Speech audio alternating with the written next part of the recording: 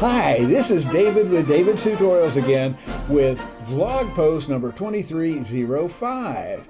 And so far these blog posts seem to be going pretty well.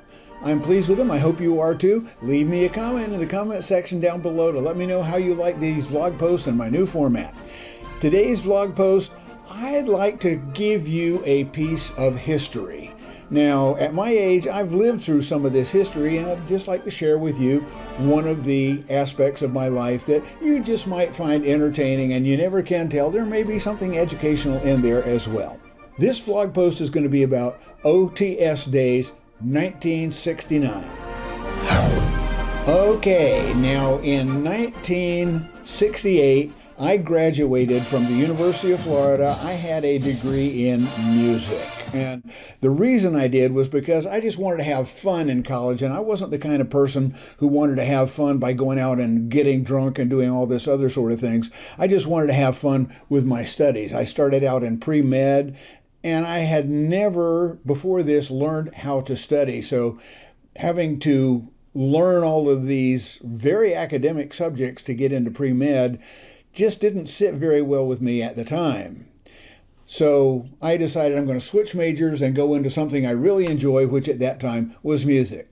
I loved playing in the band, so I joined the Gator Band and was a music major. I graduated in 1968. At the end of 1968, applied to get into the Air Force. Now, if you remember your history, you know that in 1968, the war in Vietnam was well underway, and people who were graduating from college lost their college deferment from the draft, and they were very subject to getting drafted and put into either the Army or the Marine Corps, handed a rifle and told, go over there and go into the rice paddies and the mud and the jungle and get shot at.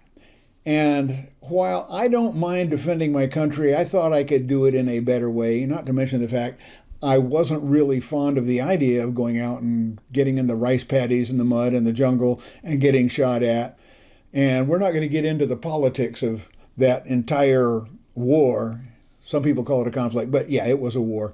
And so I decided I liked what a friend of mine in high school had to say was, he wanted to be an airline pilot because airline pilots, they only work 65 hours a month and they got paid a lot of money. I said, hey, that sounds good to me. You only work 65 hours a month. Yes, it was a regulation that you could only fly for 65 hours a month.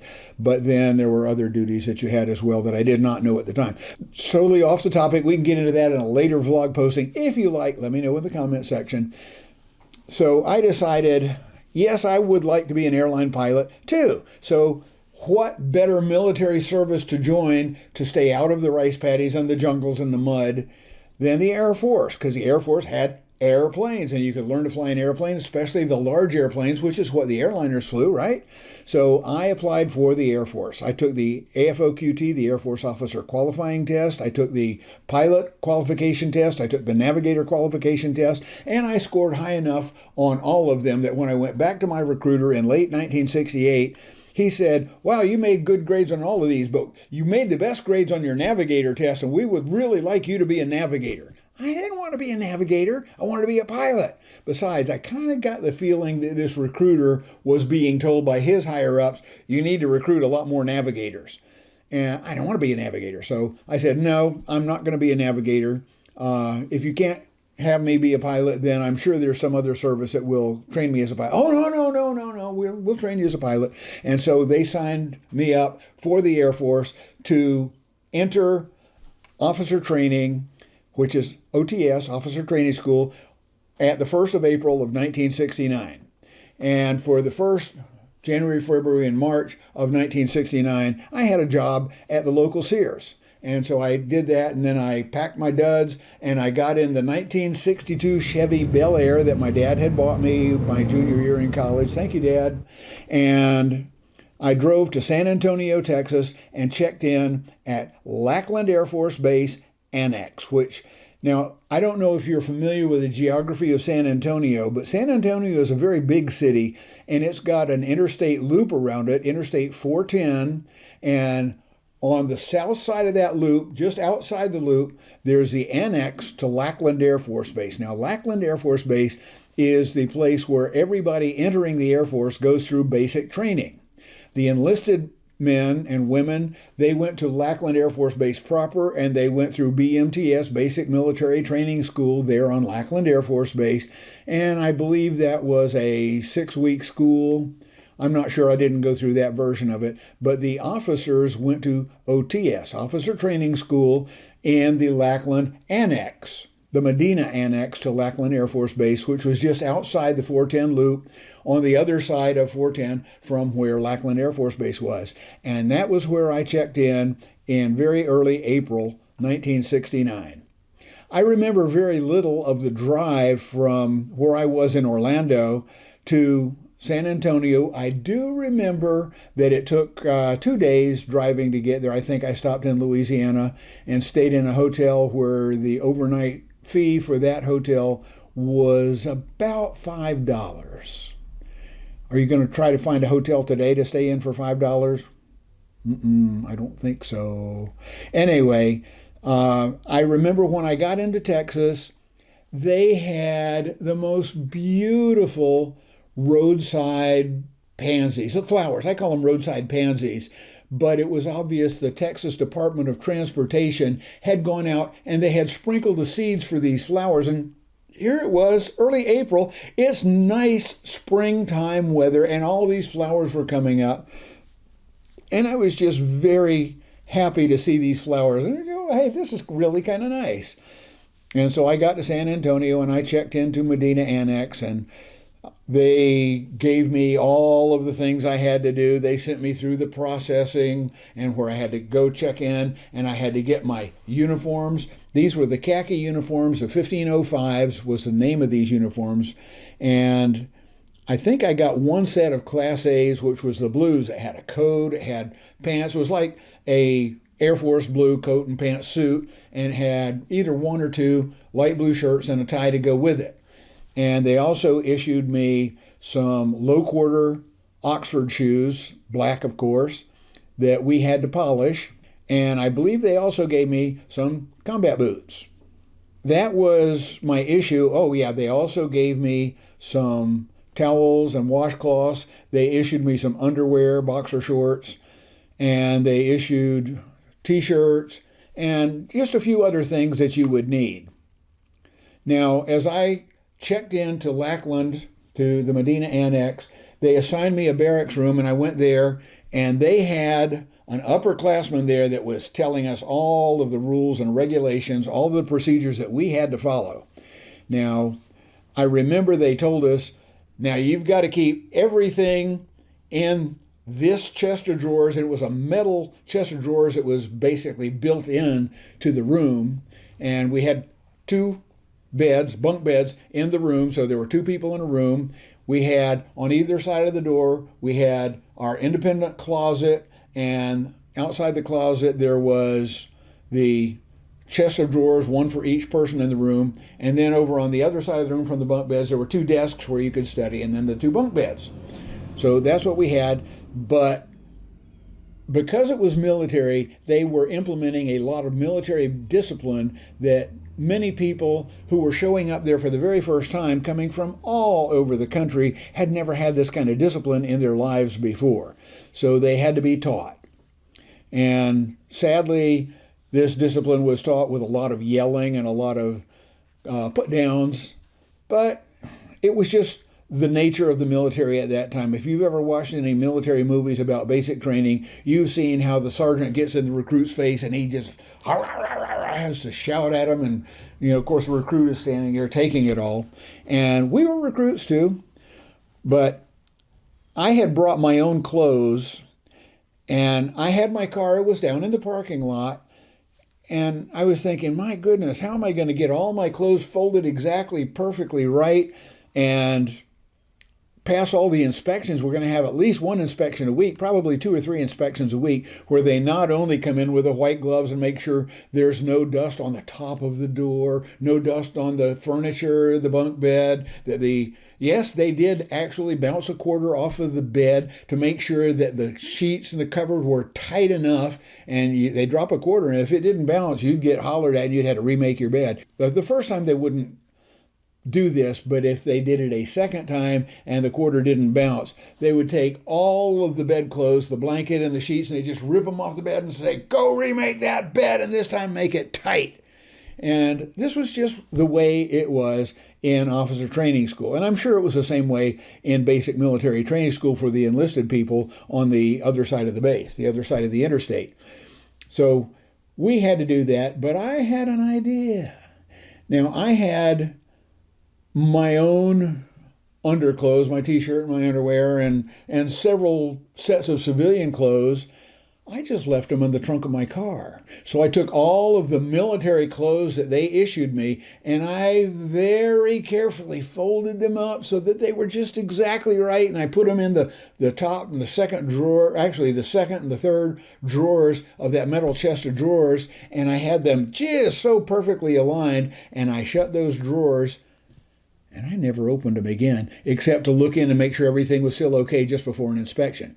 Now, the top drawer in that dresser, it had a padlock hasp on it so that you could put your padlock on there, and that drawer was not subject to inspection unless your OT captain, OT meaning officer trainee, your OT captain came in and says, okay, show me your lock drawer, and you then had to open the drawer, and he would look in there. Basically, he was making sure you did not have contraband. Now, at this time, contraband basically meant snacks. It meant food. It meant other things that you just weren't supposed to have. But in that drawer, you would keep things like your toothpaste and your toothbrush and your razor, your private stuff that you didn't want other people to just help themselves to. So I had my lock drawer with just the normal stuff in it.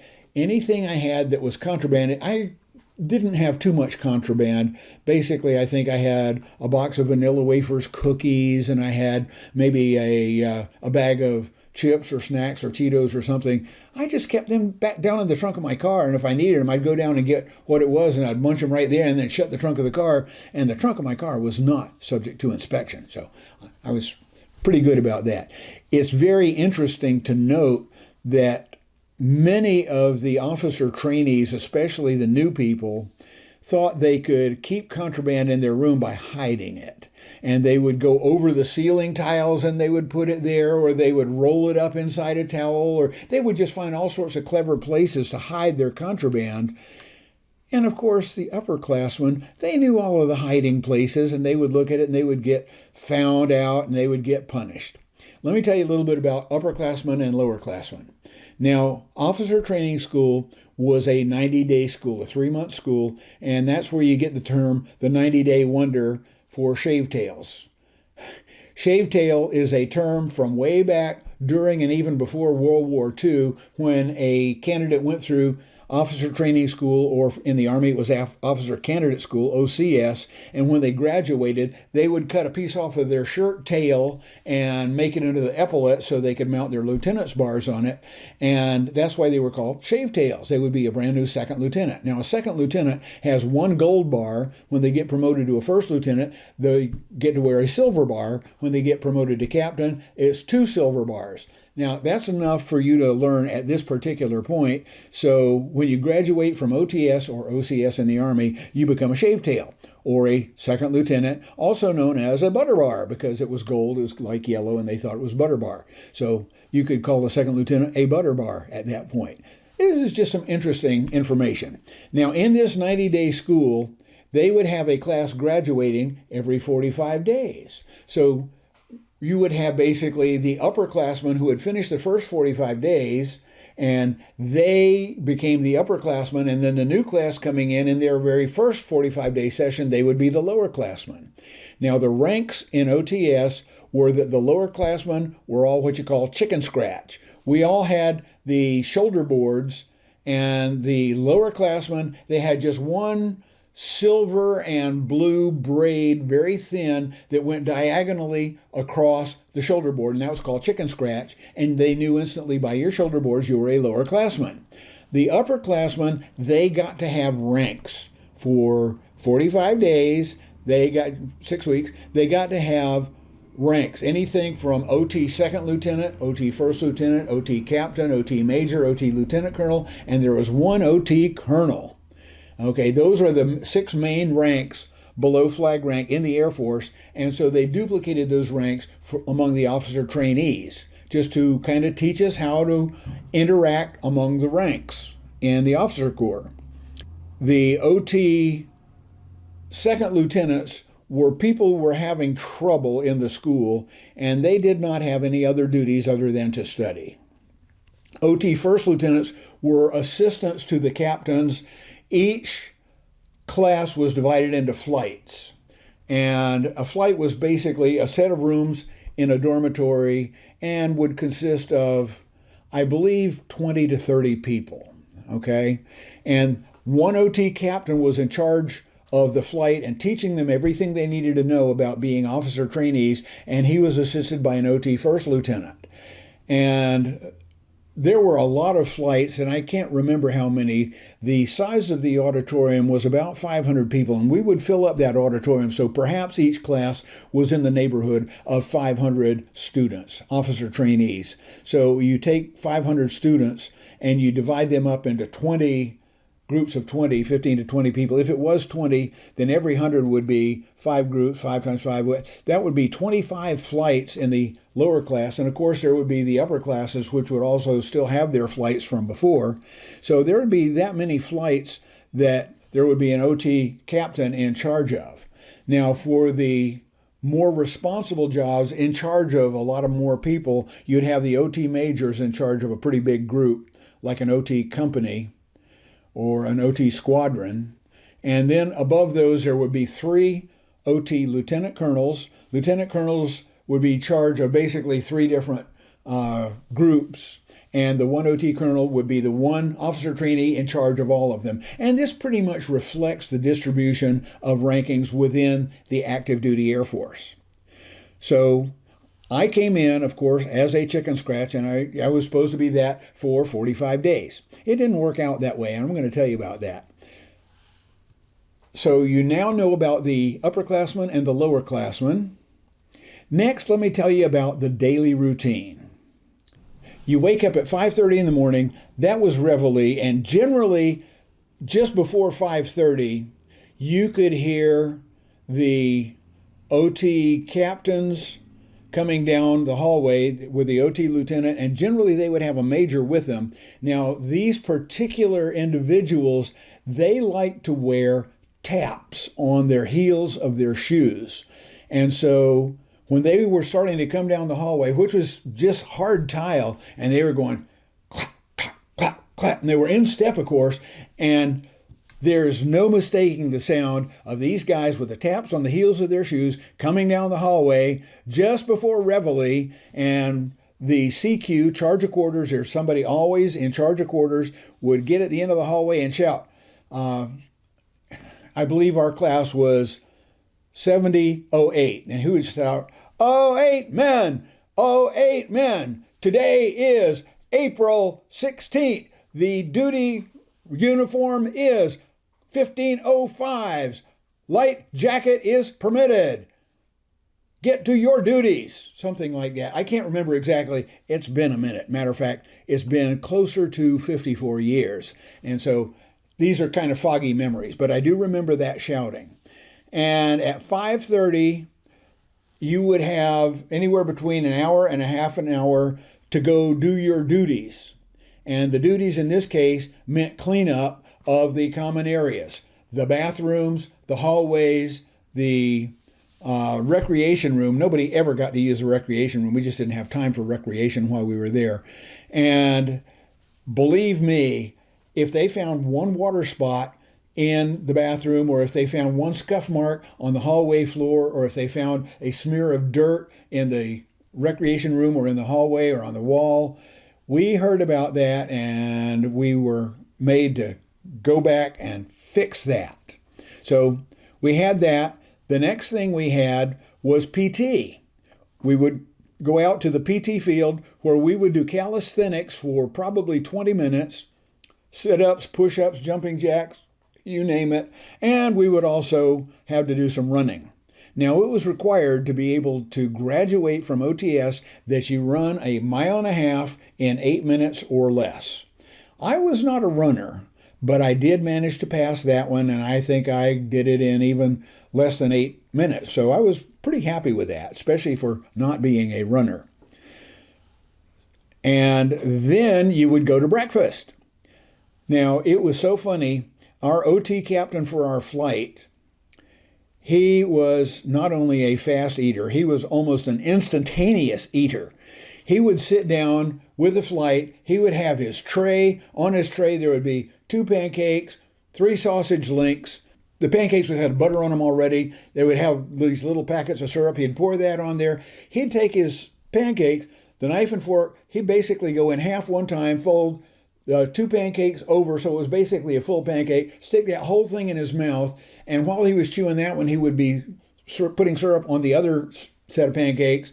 He would put that folded over, put that in his mouth, chew that, stick the 2 sausage links in his mouth, and while he was chewing that stuff, he would be taking his tray over to the busing area, and he would be back at our flight table saying, "Finish up, come on, let's get moving here. We got to get out of here. Let's go, move it.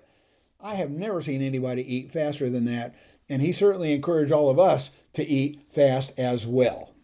So that was one of the things I remember about officer training school, and some of my family today remarks about how I still eat kind of fast sometimes today. And they're like, why waste time? I mean, the food's good. I'm going to enjoy it, but I'm going to enjoy it quickly.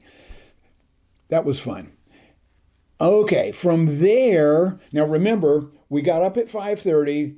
We went to do our chores. We went to PT. We come back and we take a shower, and the shower like 4 or 5 minutes, and we immediately go eat breakfast. So here we are. We wake up early. We go out and we do a lot of work. We go eat breakfast, and we have a full tummy. And guess what? They send us up the hill to the auditorium for a lecture. Now you can guess what that auditorium had as a nickname. They called it the master bedroom. It was so appropriate because here you are, you're tired, you're full, you're getting sleepy because you got up early, and here it is like 9:30, 10 o'clock, and there's somebody up in front droning on and on about something, and you're sitting there going, oh. And of course, they had OT captains going up and down the aisles watching people, making sure they didn't fall asleep. I think you got one warning during your entire term there at OTS, but if they caught you asleep, they would not only wake you up, they would make you stand up and stand at attention in the back of the room so you didn't block other people, and they would also give you demerits. Now, you could get demerits for falling asleep during a lecture. You could get demerits for having your room be messy. You could get demerits for having water spots or dirts in the areas that you were supposed to have cleaned. You get demerits for anything. And generally, they had you write your own. And so the OT captain would look at Bob Jones and say, Jones, that's not acceptable, write 2. And when he said write 2, that meant you had to fill out a form writing 2 demerits. And it was on the honor system. Every once in a while they would check it, but if you didn't write them up and got caught, then you were in really big trouble. Now, what demerits were, after about the first 3 weeks, you were released on the weekends. You could go off campus, off base. You could go into San Antonio and do things, except if you had 6 demerits, then you had to, they had a term for this, and I can't remember what it was. You had to march them off. I think you had to march a half an hour around the parade ground with a rifle, and you had to march a half an hour for every demerit. So if you had 6 demerits, you had to march for 3 hours, and you weren't allowed off base that weekend. So everybody was very careful not to get demerits. Now, let's move on to the next phase of OTS. I told you in the beginning of this video that I love being in the band, and I became a music major. Well, guess what? OTS had an OT band, and I immediately signed up for that. And I was able to go out on Saturday mornings and rehearse with the band, and then they would march around all of the buildings on the Medina campus and play mini concerts at each building. I'm going to tell you more about that here in just a minute. But first, I have to tell you about Wedge. Now, Wedge was Saturday morning inspection, and it started at 0800 every Saturday morning. And this is when the OT colonel and the lieutenant colonels went around to all of the dormitories, the barracks, the buildings where we lived, and they had an inspection. And it started off being a white glove inspection, and it maintained that all the way through. And they would look in your closet, and they would make sure that the hangers of all your clothes were exactly spaced right. They would make sure your shoes were aligned in the bottom of the closet perfectly. They would look in your drawer and make sure your underwear was lined up perfectly and square. And they can issue demerits, and if they issued you demerits, by gum, you better write them for sure and then march them off on the weekend. Well, the band did not have to stand there and wait for the inspection. They got to go meet with the other band members and rehearse and then march around and form up in front of each barracks and play 2 little tunes and then move to the next barracks and play 2 more tunes. We didn't have to stand wedge. So basically, they got to inspect our stuff, but we weren't there to receive any wrath if there was wrath to be received. And of course, there really wasn't. So we really thought that was a great thing to do. Now, let me tell you a little bit more about what went on with this wedge and with the band. Now, remember I told you that the OT second lieutenants had no duties other than to study. Well, if an upperclassman had another job, such as being a band director or a choir director or in charge of, I can't remember what the other jobs were, but there were about 15 OT majors and 3 OT lieutenant colonels and 1 OT colonel. There were about 15 OT majors. And if one of the upperclassmen, even an OT captain in charge of a flight or an OT second lieutenant, if they failed an academic test, they were immediately relieved of all their duties and demoted to OT second lieutenant, and their only job from that point on was to study. Now, I had been at OTS for about 2 weeks, and I was settling in pretty nicely. I hadn't gotten any demerits yet, and I was really happy with that.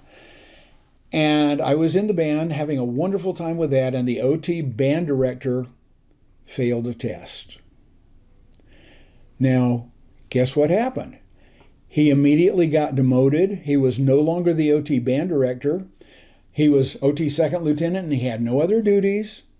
And they started looking at the records of everybody who was in the band, and they saw I have a degree in music. So they called me in, and they said, "We know you're an underclassman, but we don't have anybody else. Would you be willing to take on the job as OT band director?" And I said, well, yes, sir, I'll be happy to do that. And so I became the OT band director as a 2-week underclassman. And in the OT band, there were upperclassmen. Some of them were OT majors. There were a lot of OT captains, OT second lieutenants and first lieutenants in the band, and they were just there, and I was beneath them in rank. Now, very rarely in the military do you have somebody of a lower rank being in charge of people who were a higher rank, but I was. And that was the first really big challenge I faced in the Air Force. And fortunately, I was able to make it through the rest of my underclass status until that upper class graduated and my class became the upper class, at which time they promoted me to OT major, and I was then the OT major band director. That was a fun thing to do, and I learned a lot from that. Now, as the OT major band director, I had a person in the band who came in as an underclassman, and his name was Cymbalist, Cymbalist. And the very first day he showed up, I was walking up and down the ranks of the new people and asking him, "What instrument do you play, and how can we use you?" And I looked at this man and I said, "OT Cymbalist, is that it?" "Yes, sir, Cymbalist, Jim Cymbalist, sir." I said, "Is that really your name?" "Yes, sir, that's really my name." I said, "And what instrument do you play, Cymbalist?" And he kind of looked embarrassed. He said, "Percussion?" I said, "Well, you know exactly which instrument I'm going to ask you to play, don't you?" He said, "Yes, sir, I don't mind." I said, "Okay, you got it." And so he played the cymbals in the OT band. Now, it was about 3 weeks later when a good friend of mine who was an OT lieutenant colonel, he would come out occasionally and inspect the band. And he and I were going up and down the ranks of the band as he was inspecting them, and he came to this cymbal player who was standing there at attention. Of course, he's a lowerclassman still, and he's rigid attention, his eyes are wide. And this OT major stopped, and he looked at the guy, and he looked down at his name tag, and he looked over at me, and he said, "Is this guy Figmo?" Now, Figmo is a term that was very much used at OTS at that time. Figmo is an acronym, and the polite version of it is, forget it, got my orders. Figmo meaning, okay, I don't have to worry about being nice or being good at this assignment because I'm on my way out the door. And so my friend, the OT Lieutenant Colonel, turned to me, he says, "Is this guy Figmo?" And I turned to him, I said, "No, sir, that's really his name." And he shrugged and just moved right on. And that was a very entertaining episode, I thought, in the annals of the OT band. Now, one of the things that most of the OTs, the officer trainees at OTS, thought was that the Saturday morning wedge, the inspection, was really a kind of a Mickey Mouse thing. So we started taking on the habit of, when we played our two tunes, we played like the trio of one march and then a full other march, and then we would have the drum cadence and move on to the next parking lot in front of whatever barracks we were playing for. We would finish our second tune, and then we would sing. And you know what we would sing. "Now it's time to say goodbye to all our family. MICKEYMOUSE.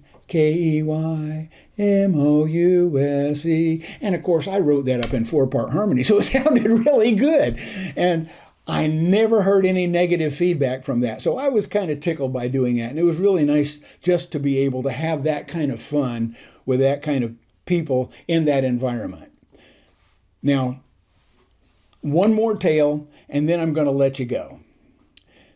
The officer trainee choir director had the same last name as me. I've never said my last name in any of these videos, and it's no secret what it is, but I'm just going to, for the sake of this video, let's say it's Johnson. It's not. But his last name was Johnson, and guess what? His first name was David also. And because we were both OT majors, they put us in a room together in the main admin barracks. And it was probably during the very first week we were upperclassmen, and my friend David Johnson and I had moved into our rooms, and we were sitting there, and he was at his desk, I was at my desk, and we were studying. And there came a very timid 3-knock at our door. Now, at OTS, knocks have a code. If there's 3 knocks, then that means the person knocking at the door is of lower rank than the people inside and has to stand at attention and wait for permission to speak and to enter and needs to salute and all that sort of thing. If there's 2 knocks, that means the people knocking are of the same rank as the people inside, and so they can just, knock twice and come on in and just start chatting. If it's 1 knock, then the person knocking is of superior rank to you, and if you're in the room, then you pop to attention immediately and be ready to salute. Well, we heard this timid 3 knocks at our door, and we both turned to the door at the same time and said, "Yes," in a very official upperclassman type tone. And there was this underclassman. I mean, the guy was probably the same age as us, who knows? But very timidly he said, Sir, I'm looking for OT Major Johnson." And we both said, "Yes."